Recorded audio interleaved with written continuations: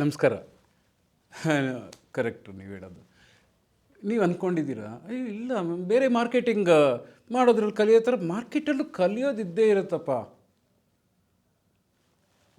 ಹಂಗೆ ಅಂದ್ಕೊಂಡ್ರೆ ಒಂದು ನಾವು ಅಕ್ಷರ ಕಲಿತೀವಿ.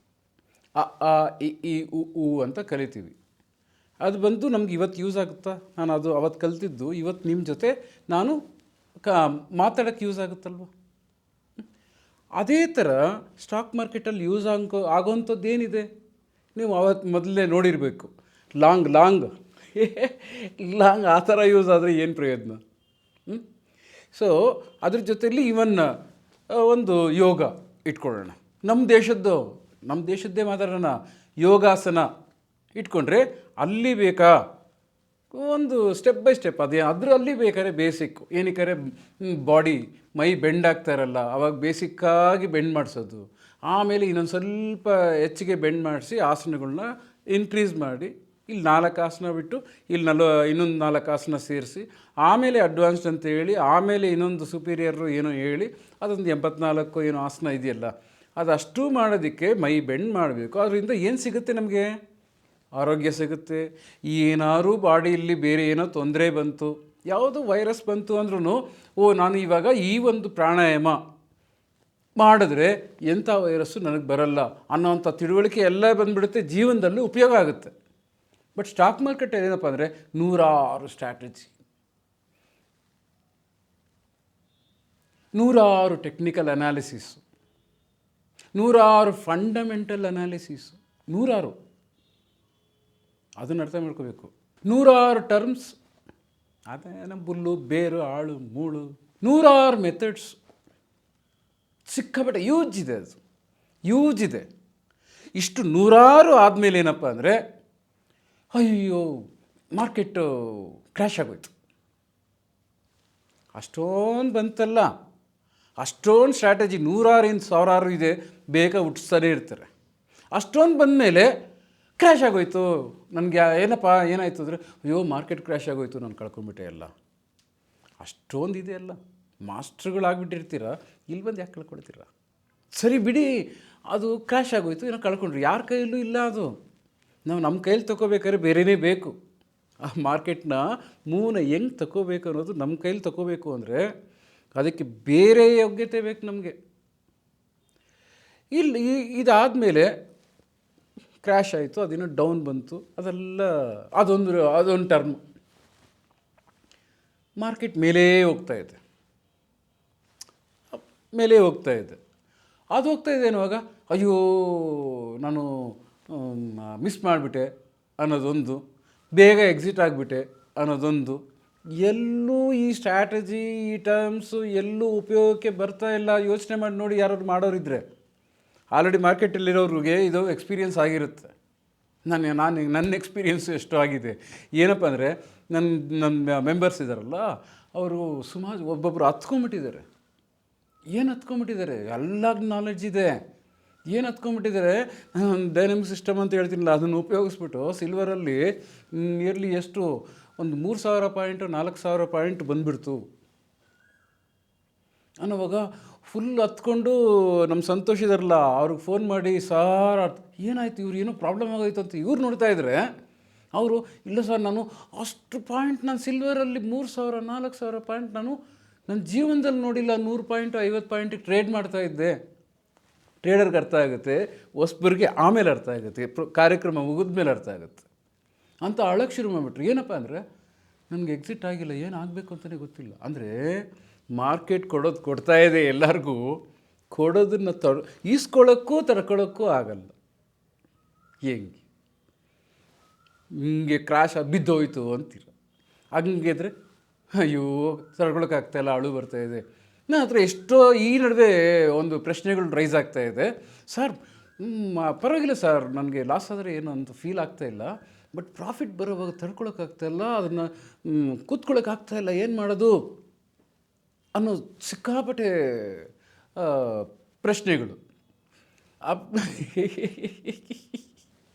ನಾ ಅದಕ್ಕೆ ಆವಾಗಲೇ ಹೇಳಿದೆ, ಮಾರ್ಕೆಟಲ್ಲಿ ಕಲಿಬೇಕಾಗಿರೋದು ಒಂದೇ, ಮುಚ್ಕೊಂಡು ಕೂತ್ಕೋ ಅನ್ನೋದನ್ನು ಕಲ್ತ್ಬಿಟ್ರೆ ಅಲ್ಲಿ ಪ್ರಾಫಿಟ್ 3,000 ಪಾಯಿಂಟ್ ಅಲ್ಲ, 4,000 ಪಾಯಿಂಟ್ ಅಲ್ಲ, ಎಷ್ಟು ಪಾಯಿಂಟ್ ಬಂದು ಸುಮ್ಮನೆ ಇದ್ದರೆ ಅದು ಇನ್ನೂ ಬರ್ತಾನೆ ಇರುತ್ತೆ. ನೀವೇನು ಜನ್ರೇಟರ್ ತಿರುಗಿಸ್ತೀರಾ ಮಾರ್ಕೆಟಲ್ಲಿ ಬೈ ಮಾಡಿಬಿಟ್ಟು ಟ್ರ ಟ್ರ ಟ್ರ ಟ್ರ ಅಂತ ತಿರುಗಿಸೋದು ಏನಾದರೂ ಕಲಿಯೋಕ್ಕಾಗುತ್ತಾ? ಕಲಿಬೇಕಾ? ಕಲ್ತ್ರೇ ಮಾರ್ಕೆಟ್ ಪ್ರೈಸ್ ಹಂಗೇ ಮೇಲೋಗೋದು, ಇಲ್ಲ ಹಂಗೇ ರಿವರ್ಸ್ ಮಾಡಿಬಿಟ್ರೆ ಮಾರ್ಕೆಟ್ ಪ್ರೈಸ್ ಕೆಳಗಡೆ ಬಂದುಬಿಡುತ್ತಾ? ಎಂಥದ್ದು ಬರೀರೆ, ಅಂಥದ್ದೇನು ಇಲ್ಲ ಅಂದಾಗ ಏನು ಕಲಿಯೋದಿದೆ ನೋಡಿ. ಒಂದು ಲಾಂಗು ಅದೇನೋ ಬೈ ಮಾಡಿಬಿಟ್ಟು ಮೇಲೋಗೋದೇ ಇದ್ರೂ ಅದರಲ್ಲಿ ಇನ್ನೊಂದೇನು ಮಾಡಿಬಿಡ್ತಾರೆ, ರ್ಯಾಲಿ ಪಾಲಿ ಅದಕ್ಕೂ ಇನ್ನೊಂದು 28 ಹೆಸರಿಟ್ಟಿದ್ದಾರೆ ಬುಲ್ ಬಿಟ್ಬಿಟ್ಟು. ಆಮೇಲೆ ಬೇರ್ ಅಂತಾರೆ ಕೆಳಗಡೆ ಬರೋದಕ್ಕೆ, ಮಾರ್ಕೆಟ್ ಕೆಳಗಡೆ ಬರೋದಕ್ಕೆ. ಸೊ ಅಲ್ಲಿ ಬೇರ್ ಅಂದಿದ ತಕ್ಷಣ ಏನಾಗುತ್ತೆ, ಅದು ಬಿಟ್ಬಿಟ್ಟು ಇನ್ನೊಂದು ಇನ್ನೊಂದು ಪದ ಯೂಸ್ ಮಾಡ್ತಾರೆ, ಬ್ಲಡ್ ಬಾತ್, ರಕ್ತದಲ್ಲಿ ಸ್ನಾನ ಮಾಡ್ತಾ ಇದೆಯಂತೆ ಮಾರ್ಕೆಟ್. ಏನು ಕರ್ಮ ಕಣಯ್ಯ, ನಮ್ಮ ದೇಶಕ್ಕೆ ಬೇಕಾಗಿದ್ದು.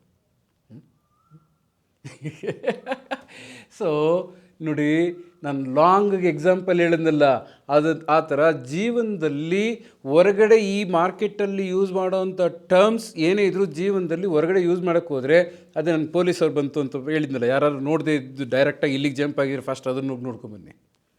ಲಾಂಗ್ ಅಂದ ನಾವು ಕಾಫಿ ಹೋಟೆಲ್ಲು ಅಂತ ಇರುತ್ತೆ, ಅಲ್ಲಿ ನೋಡಿ ಗೊತ್ತಾಗುತ್ತೆ. ಆ ಥರ ಉಪಯೋಗ ಆಗುತ್ತೆ ವಿನಃ ಖಂಡಿತ ಮಾರ್ಕೆಟಲ್ಲಿ ನೀವು ಸಾವಿರಾರಲ್ಲ ಲಕ್ಷಾಂತರ ಟರ್ಮ್ ನೀನು ಕಲ್ತ್ರೂ ಏನೂ ಯೂಸ್ ಆಗಲ್ಲ. ಬಟ್ ಅದಕ್ಕಿಂತ ಒಂದು ಬೆಸ್ಟ್ ಹೇಳ, ಸ್ಟಾಕ್ ಮಾರ್ಕೆಟೇ ಬೇಡ. ಅಷ್ಟು ಟರ್ಮ್ಸು, ಅಷ್ಟು ಕಲಿಯುವಂಥ ಒಂದು ನಿಮ್ಮಲ್ಲಿ ಪೇಷನ್ಸ್ ಇದೆ, ಶಕ್ತಿ ಇದೆ, ವಿದ್ಯೆ ಇದೆ ಅನ್ನೋವಾಗ, ಈಗ ಸ್ವಲ್ಪ ವಿದ್ಯೆಗಳು ಬೇಕು, ಅಕ್ಷರಗಳು ಬೇಕಲ್ಲ. ಪಾರ ಆಪಲ್ ಅದೇನೇನು ಇದೆಯಲ್ಲ ಸರ್, ಅದೆಲ್ಲ ಇದೆ ಅನ್ನೋವಾಗ ದಯವಿಟ್ಟು ಇದನ್ನು ಬಿಟ್ಬಿಟ್ಟು ಇದನ್ನು ಕಲಿಯೋದು ಬಿಟ್ಬಿಟ್ಟು ಇಂಡಿಯನ್ ಸಿವಿಲ್ ಸರ್ವೀಸಸ್ ಅಂತಿದೆ, ಅದನ್ನು ಕಲೀರಿ. ಅರ್ಥ ಆಗಿಲ್ಲ ಸುಮಾರು ಜನಕ್ಕೆ ಅರ್ಥ ಆಗುತ್ತೆ, ಸ್ವಲ್ಪ ಜನಕ್ಕೆ ಅರ್ಥ ಆಗದೆ ಹೋಗೋಕ್ಕೆ. ಎಲ್ಲರಿಗೂ ಅರ್ಥ ಆಗಬೇಕಿದು, ಎಲ್ಲರಿಗೂ ಅರ್ಥ ಆಗಬೇಕು ಅನ್ನೋ ಉದ್ದೇಶದಲ್ಲಿ ಮಾತಾಡ್ತಿರೋದು. ಇಂಡಿಯನ್ ಸಿವಿಲ್ ಸರ್ವೀಸಸ್ ಏನಪ್ಪ ಅಂದರೆ, ಈ IAS ಆಫೀಸರ್ ಅಂತ ಕೇಳಿರ್ತೀರ, ಕಲೆಕ್ಟರ್ ಅಂತ ಕೇಳಿರ್ತೀರ, ಸೆಕ್ರೆಟ್ರಿಯೇಟ್ ಅಂತ ಕೇಳಿರ್ತೀರ, ಪೊಲೀಸ್ ಕಮಿಷನರ್ ಅಂತ ಕೇಳಿರ್ತೀರ, ಈ ಫಾರೆಸ್ಟ್ ಡಿಪಾರ್ಟ್ಮೆಂಟಲ್ಲಿ ಕಮಿಷನರ್ ಅಂತ ಕೇಳಿರ್ತೀರ, ಇನ್ಕಮ್ ಟ್ಯಾಕ್ಸ್ ಡಿಪಾರ್ಟ್ಮೆಂಟಲ್ಲಿ ಕಮಿಷನರ್ ಅಂತ ಕೇಳಿರ್ತೀರ. ಆ ಒಂದು ದೊಡ್ಡ ತುಂಬ ಗೌರವವಾದ ವಿದ್ಯೆನ ಓದೋದಕ್ಕೆ ಇಂಡಿಯನ್ ಸಿವಿಲ್ ಸರ್ವೀಸಸ್, ಇಂಡಿಯಾಕ್ಕೆ ನಮ್ಮ ದೇಶಕ್ಕೆ ಸರ್ವೀಸ್ ಮಾಡೋಕ್ಕೆ ಅಂತ ಓದೋದದು. ಇದನ್ನು ಓದೋಕ್ಕಿಂತ ಅದು ಬೆಸ್ಟ್. ಅದರಲ್ಲಿ ಏನಪ್ಪ ಈ ಥರ ಏನು ಸ್ಟ್ರಾಟಜಿ, ಟರ್ಮು, ಲಾಂಗು, ಬುಲ್ಲು ಯಾರಲ್ಲಿ ಯಾವುದು ರಕ್ತದಲ್ಲಿ ಸ್ನಾನ ಮಾಡೋವಂಥದ್ದು ಇರಲ್ಲ. ರಕ್ತದಲ್ಲಿ ಸ್ನಾನ ಮಾಡೋವಂಥದ್ದು ಸಿವಿಲ್ ಸರ್ವೀಸಸ್ಸಲ್ಲಿ ಖಂಡಿತ ಇಲ್ಲ. ಅದರಲ್ಲಿ ಇರೋದು ಏನಪ್ಪ ಅಂದರೆ, ಮೇಜರ್ಲಿ ಕರೆಂಟ್ ಅಫೇರ್ಸ್ ಯಾವಾಗೂ ಅಪ್ಡೇಟ್ ಆಗೇ ಇರಬೇಕು. ಕರೆಂಟ್ ಅಫೇರ್ಸ್ ಅಂದರೆ ಈಗ ಏನು ಪ್ರಪಂಚದಲ್ಲಿ ನಡೀತಾ ಇದೆ ಅನ್ನೋ ತಿಳುವಳಿಕೆ. ಇನ್ನೊಂದೇನಪ್ಪ ಅಂದರೆ ಹಿಸ್ಟ್ರಿ. ನಾನು ನಮ್ಮ ಗುರುಕುಲದ್ದು ಮಾತಾಡೋದ್ನಲ್ಲ, ಅದ್ರ ತಿಳುವಳಿಕೆ ಇರಬೇಕು. ನಮ್ಮ ಇಂಡಿಯಾದೇ ಇಲ್ಲದೆ ಯಾಕಂದರೆ ಯಾವ ದೇಶದವನು ಎತ್ಕೊಂಡ್ಬಂದು ಏನು ಹಾಕ್ಬಿಡ್ತಾನೋ ಗೊತ್ತಿಲ್ಲ.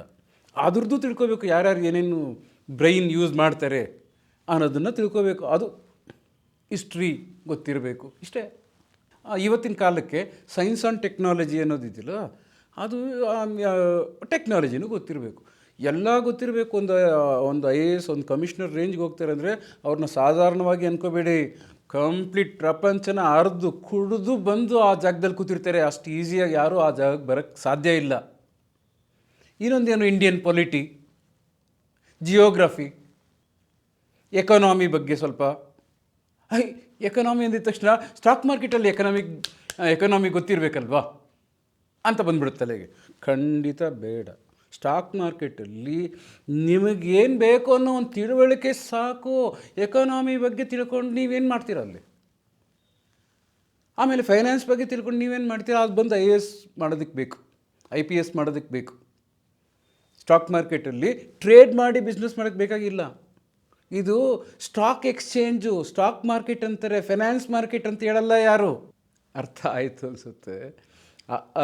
ಈ ಅನ್ನೋದು ಹೆಂಗೆ ನಮಗೆ ಜೀವನದಲ್ಲಿ ಉಪಯೋಗ ಆಗುತ್ತೋ, ಸ್ಟಾಕ್ ಮಾರ್ಕೆಟಲ್ಲಿ ಹೋಗಿ ಕಲಿಯುವಂಥದ್ರಲ್ಲಿ ಎಲ್ಲೂ ಬಂದು ಉಪಯೋಗ ಆಗಲ್ಲ. ನೀವು ಹೊರಗಡೆ ಬಂದು ಅದನ್ನು ಉಪಯೋಗಿಸೋಕ್ಕೆ ಸಾಧ್ಯವೇ ಇಲ್ಲ. ಅಂಥ ಉಪಯೋಗಿಸೋದಕ್ಕೆ ಇದ್ದರೆ ಅದನ್ನು ಬೇಕಾದ್ರೆ ಕಲಿಬೋದು. ನೋಡಿ ನೀವು ಎಲ್ಲಿ ಹುಡುಕಿ ಇದೊಂದು ಕೆಲಸ ನೀವು ಮಾಡಿ ಹುಡುಕಿ. ಇದ್ರೂ ನಾನು ಇಲ್ಲೊಂದು ಏನೋ ಒಂದು ಸ್ಟ್ರಾಟಜಿ ಸಮಥಿಂಗ್ ಏನಾದ್ರು ಆರ್ಬಿಟ್ರೇಜ್ ಅದು ಬಂದು ನೀನು ಜೀವನ ಮಾಡುವಾಗ ಎಲ್ಲರೂ ಪದ ಯೂಸ್ ಮಾಡೋಕ್ಕಾದ್ರೂ ಉಪಯೋಗ ಬರುತ್ತಾ ಅಂತ ಹುಡುಕಿ ರಿಸರ್ಚ್ ಮಾಡಿ. ನಾನು ಮಾಡೋದಿಲ್ಲ, ನಾನು ಮಾಡಿಬಿಟ್ಟಿದ್ದೀನಿ ಮಾಡಿ. ಬಟ್ ಒಂದು ಹುಡುಕಿ ಸಲ್ಯೂಷನ್ ಇದೆಯಾ? ಯಾವುದೇ ಕಲಿತರೂ ಏನಕ್ಕೆ ಸಲ್ಯೂಷನ್ ಬೇಕು? ನಾನಿವತ್ತು ಸ್ಟಾಕ್ ಮಾರ್ಕೆಟಲ್ಲಿ ಬೈ ಮಾಡಿದೆಪ್ಪ, ಕರೆಕ್ಟಾ? ಬೈ ಮಾಡಿದ್ಮೇಲೆ ನನಗೆ 4 ದಿನ ಆದಮೇಲೆ ಇಷ್ಟು ಪ್ರಾಫಿಟ್ ಬರುತ್ತೆ ಅಂತ ಮಾರ್ಕೆಟ್ ಹೇಳಿರುತ್ತೆ. 4 ದಿನದಲ್ಲಿ ನಾನು ಇಷ್ಟು ನಿನಗೆ ಕೊಡ್ತೀನಿ ಹೇಳುತ್ತೆ. ಮಾತಾಡಿ, ನಾನು ಮಾತಾಡ್ತಾ ಇರ್ತೀನಿ ಮಾರ್ಕೆಟ್ ಜೊತೆಲಿ. ಯಾರೋ ಹುಚ್ಚ ಅಂದ್ಕೊಳ್ಳೋರು ಅಂದ್ಕೊಳ್ಳಿ, ನಮಗೇನು ಬೇಕು ಬರುತ್ತೆ ಅಂತ ನಿಮಗೂ ಕ್ಲಾರಿಟಿ ಇರುತ್ತೆ.